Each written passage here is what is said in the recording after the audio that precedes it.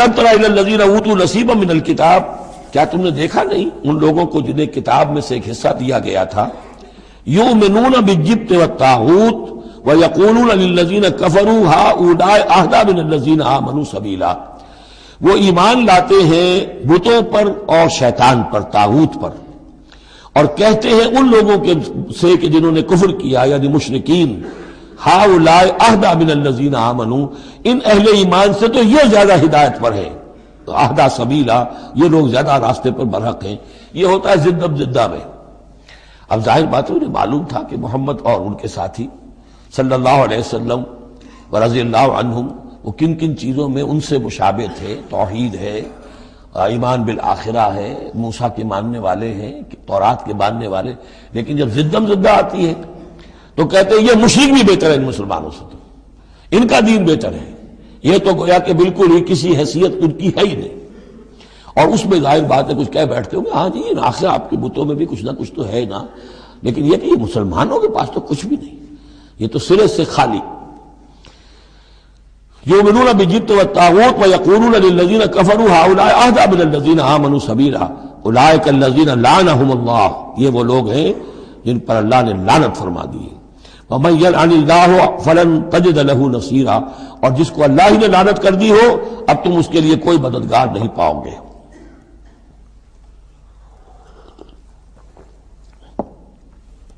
ام لہم نصیب من الملک، کیا ان کا کوئی حصہ ہے اختیار میں، بادشاہت میں؟ یعنی جو تقسیم کر لی ہے کہ یہ سب کچھ ہمارے لیے ہے، باقی انسان جو ہیں وہ گوئمز ہیں، جینٹائلز ہیں، کس اختیار سے کیا؟ ان کے پاس اختیار ہے یہ انسانوں میں یہ تقسیم اور تفریق۔ ام لہم نصیب من الملک، بادشاہی جو ہے مالک الملک اللہ ہے، کیا انہوں نے کوئی اختیار ان کو اس سے ملا ہوا ہے ان کے پاس؟ فَإِذًا لَا يُؤْتُونَ النَّاسَ نَقِيرًا، اگر ایسا کہیں ہوتا تو یہ کسی ایک انسان کو تل کے برابر بھی کوئی شے دینے کو تیار نہ ہوتے اگر ان کا اختیار ہوتا۔ ام یحسدون الناس علی ما آتاہم اللہ من فضلہ، کیا یہ حسد کر رہے ہیں لوگوں سے اس پر کہ جو اللہ تعالیٰ نے انہیں اپنے فضل میں سے عطا کر دیا ہے؟ قرآن عطا کر دیا امیین میں، آخری نبی بھیج دیا امیین میں جنہیں حقیر سمجھتے تھے، اب اس پر حسد ہے، اس کی آگ میں جل رہے ہیں۔ ام یحسدون الناس علی ما آتاہم اللہ من فضلہ فقد آتینا آل ابراہیم الکتاب والحکمت وآتیناہم ملکا عظیما، تو ہم نے آل ابراہیم کی نسل کو عطا فرمائی کتاب بھی، حکمت بھی، اور انہیں بہت بڑی حکومتیں بھی دی۔ یعنی تمہیں بھی اگر ملی تھی تو ابراہیم کی نسل ہونے کے ناطے سے ملی تھی، کتاب ملی، تورات ملی، انجیل ملی، تو یہ جو دوسری نسل ہے یہ بھی تو اسی ابراہیم کی نسل ہے۔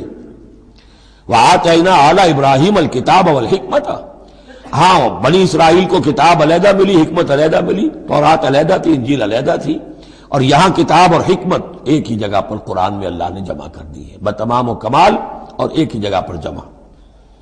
وآتیناہم ملکا عظیما، تو جیسے ان کو ملک عظیم دیا تھا اب ہم ان مسلمانوں کو اس سے بڑا ملک دیں گے۔ یہ سورہ نور میں مضمون آئے گا لَيَسْتَخْلِفَنَّهُمْ فِي الْأَرْضِ كَمَا اسْتَخْلَفَ الَّذِينَ مِن قَبْلِهِمْ، ہم لازماً ان اہل ایمان کو دنیا میں وہ حکومت اور خلافت عطا کریں گے جیسے پہلوں کو عطا کی تھی۔ فَمِنْهُمْ مَنْ آمَنَ بِهِ وَمِنْهُمْ مَنْ صَدَّ عَنْهُ، تو ان میں سے کوئی وہ بھی ہیں جو ایمان لے آئے ہیں یا لے آئیں گے، جن کے دلوں میں کچھ رمق ہے، اور ان میں وہ بھی ہیں جو رک گئے ہیں، کھڑے رہ گئے ہیں، ہٹ گئے ہیں۔ وَكَفَىٰ بِجَهَنَّمَ سَعِيرًا، اور ایسے لوگوں کے لیے ان کو پھونکنے کے لیے بڑکتی ہوئی آگ کافی ہے۔ ان الذین کفروا بآیاتنا سوف نصلیہم نارا، یقیناً وہ لوگ جو ہماری آیات کا کفر کریں گے ایک وقت آئے گا کہ ہم نصلیہم نارا، انہیں آگ میں جھونک دیں گے۔ کلما نضجت جلودہم بدلناہم جلودا غیرہا، جب بھی اور جیسے بھی ان کی کھالیں، جلدیں جھلس جائیں گی، جل جائیں گی، ہم انہیں نئی کھالیں دے دیں گے، نئی جلدیں دے دیں گے، لِيَذُوقُوا الْعَذَابَ، تاکہ وہ عذاب کا مزہ چکھتے رہیں۔ اب یہ بھی ایک بہت بڑی میڈیکل حقیقت ہے کہ جو اصل حس ہے پین کی وہ کھال ہی میں ہے، اندر جو ہے چاہے وہ ہمارے مسلز ہیں وہ ان کے اندر جلن کی ہوگی لیکن احساس نہیں ہوگا اس کا۔ اصل جو ہے احساس جلن کا، چٹکی ہے، کوئی اور تکلیف ہے، کانٹا چبھا ہے، اور یہ ساری چیزیں جو بھی ہیں اس کا سارا احساس جو ہے سینسیٹیو جو ہے وہ سکن ہے. تو سکن چونکہ ان کے لیے تکلیف کا موجب ہو رہی ہے، سکن جل گئی، اب انہیں نئی سکن دی جائے گی. بدلناہم جلودن غیرہا، اس کے سوا اور کھال دے دی جائے گی تاکہ وہ سوزش مسلسل رہے، وہ جلن کا احساس برقرار رہے، اس میں کمی نہ ہو. لیذوقوا العذاب، تاکہ وہ عذاب کا مزہ چکھتے رہیں. ان اللہ کان عزیزا حکیما، یقیناً اللہ تعالیٰ زبردست ہے، کمال حکمت والا. والذین آمنوا وعملوا الصالحات، وہی سائملٹینیس کنٹراسٹ، جب جہنمیوں کا تذکرہ ہوا ہے تو اہل جنت کا تذکرہ بھی ہے. اور وہ لوگ جو ایمان لائے اور جنہوں نے نیک عمل کیے، سندخلہم جنات تجری من تحتہا الانہار، ان قریب انہیں ہم داخل کریں گے ان باغات میں جن کے دامن میں ندیاں بہتی ہوں گی، خالدین فیہا ابدا، اور وہ رہیں گے ان میں ہمیشہ ہمیش. لہم فیہا ازواج مطہرۃ، ان کے لیے اس میں ہوں گی بڑی پاک باز بیویاں.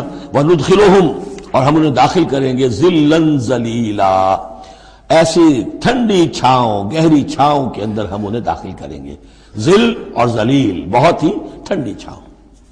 یہاں اب وہ ختم ہوا حصہ کہ جو اہل کتاب کی طرف روح سخن اور خطاب تھا. اب پھر مسلمانوں سے، ان اللہ یامرکم ان تؤدوا الامانات الی اہلھا، اور یہ 2-3 آیتیں نہایت اہم ہیں قرآن مجید کی. سارا اسلام کا سیاسی، قانونی، دستوری نظام اس میں ہے. ان اللہ یامرکم ان تؤدوا الامانات الی اہلھا، پہلی بات تو یہ اللہ تمہیں حکم دیتا ہے کہ امانات سپرد کرو اس کے اہل لوگوں کو. وَإِذَا حَكَمْتُمْ بَيْنَ النَّاسِ أَن تَحْكُمُوا بِالْعَدْلِ، اور جب لوگوں کے درمیان فیصلہ کرو تو عدل سے فیصلہ کرو. پہلی بات یہ ہے کہ جو بھی آپ سیاسی نظام بناتے ہیں، انتظام کرتے ہیں، اس میں منصب ہوتے ہیں، منصبوں کی پھر ذمہ داریاں ہوتی ہیں تو اختیارات بھی ہوتی ہیں. اس کو دیکھ کر دینا چاہیے کہ کون اہل ہے.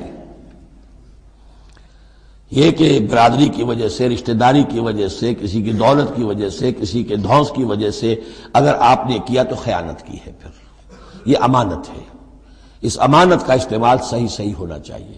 عام معنی میں بھی امانت، جو بھی امانت کسی نے رکھوائی ہے اسے واپس لوٹانی ہے. لیکن یہاں یہ وہ معاشرتی زندگی اور جو بھی ایک اجتماعی زندگی کے جو اہم اصولوں کی حیثیت سے بات آ رہی ہے کہ ان تؤدوا الامانات الی اہلھا، جو بھی اہل ہیں اس کی استطاعت اور اہلیت رکھنے والے.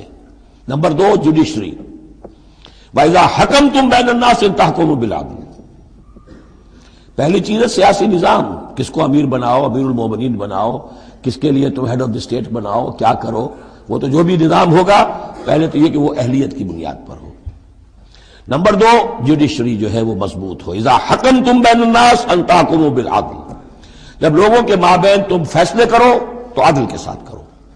ان اللہ نعم ما یعظکم بہ، یقیناً اللہ تعالیٰ یہ بہت ہی اچھی نصیحتیں ہیں جو تمہیں کر رہا ہے. ان اللہ کان سمیعا بصیرا، یقیناً اللہ تعالیٰ سب کچھ سننے والا، دیکھنے والا ہے. اب تیسری ہے لیجسلیچر. آپ کو معلوم ہے یہ 3 پلرز ہیں ماڈرن اسٹیٹ کے. چوتھا کہہ دیتے ہیں کہ پریس بھی چوتھا پلر ہے، یہ کہنے کی باتیں ہیں، اصل میں تو 3 ہی ہیں: لیجسلیچر، جوڈیشری اور انتظامیہ، ایگزیکٹو. ایگزیکٹو کی پہلی آیت آ گئی، جسے اختیار دینا ہے دیکھ لو کہ اہل ہے کہ نہیں. عدلیہ، اور اب تیسری بات لیجسلیچر. لیجسلیچر کے اصول کیا ہوں گے؟ یا ایھا الذین آمنوا اطیعوا اللہ واطیعوا الرسول، اے اہل ایمان اطاعت کرو اللہ کی اور اطاعت کرو رسول کی. یعنی کوئی قانون اللہ اور اس کے رسول کی منشا کے خلاف نہیں بنایا جا سکتا. یہ ہمارے دستور میں بھی لکھا ہوا ہے، no legislation can be done repugnant to the Quran and the Sunnah. لیکن یہ تو جو میں آج کل کہہ رہا ہوں کہ یہ منافقت کا پلندہ ہے کہ اس کی کوئی ضمانت نہیں، اس کی ایگزیکیوشن کی، امپلیمنٹیشن کی کوئی اسکیم موجود نہیں. لکھا ہوا ہے اوپر. اطیعوا اللہ واطیعوا الرسول، اللہ کے احکام اور رسول کے احکام، یہ 2 مستقل سورسز آف لا ہیں، مستقل سورسز آف لا. منکرین سنت کی یہاں نفی ہوتی ہے. وَأُولِي الْأَمْرِ مِنْكُمْ، اور اپنے میں سے اولو الامر کی بھی اطاعت کرو. لیکن یہاں جو عجیب بات ہے وہ یہ ہے کہ 3 کی اطاعت آئی، اللہ کی، رسول کی، اولی الامر کی. 2 کے لیے اطیعوا، تیسرے کے لیے نہیں ہے. یا تو یہ بھی ہو سکتا تھا کہ اطیعوا ایک مرتبہ آ جاتا اور تینوں کو کور کر جاتا. یا ایھا الذین آمنوا اطیعوا اللہ والرسول واولی الامر منکم، تینوں برابر ہو جاتے. یا اطیعوا تیسری مرتبہ بھی آتا، یا ایھا الذین آمنوا اطیعوا اللہ واطیعوا الرسول واطیعوا اولی الامر منکم، دو کے ساتھ ہے، تیسرے کے ساتھ نہیں۔ اولو الامر جو ہو، ایک شرط واضح ہو گئی، تم میں سے ہونے چاہیے، مسلمان ہو۔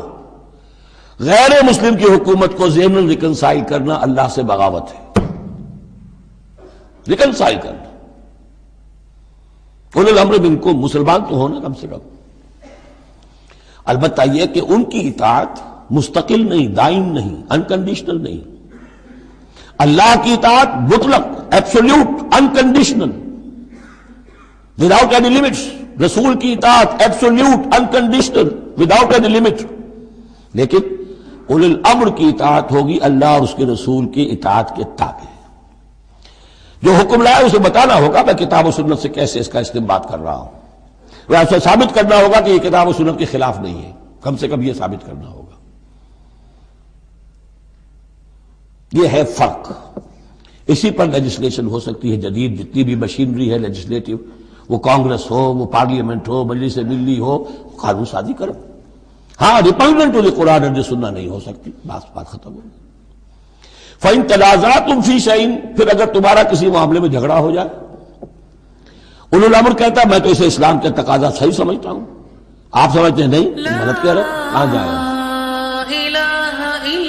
فردوہ الی اللہ والرسول، لوٹا دو اسے اللہ اور رسول کی طرف۔ یعنی اب یہ کہ جو بھی اپنی بات ثابت کرنا چاہتا ہے اسے اللہ اور اس کے رسول سے دلیل لانی پڑے گی، میری پسند، میرا خیال، میرا نظریہ نہیں، اللہ اور اس کے رسول کا۔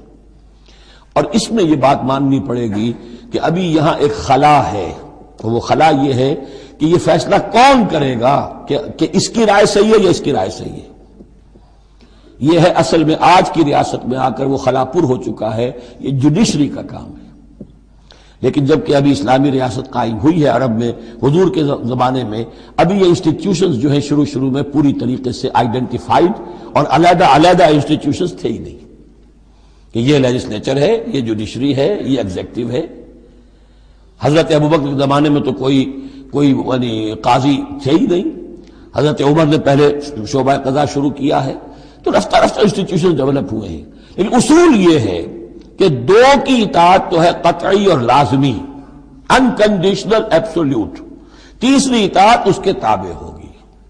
فیصلہ کون کرے گا؟ جدید دور میں اس کا جو انسٹیٹیوشن ہے وہ عدلیہ ہے، وہاں ہر شخص جائے، اپنی دلیل دے، علماء جائیں، عوامی جائیں، جو چاہیں جائیں، سب وہ جو جا کر دلائل دیں، لیکن وہاں سے فیصلہ ہو جائے گا کہ واقعتاً یہ ریپنڈنٹ ہے یا نہیں ہے۔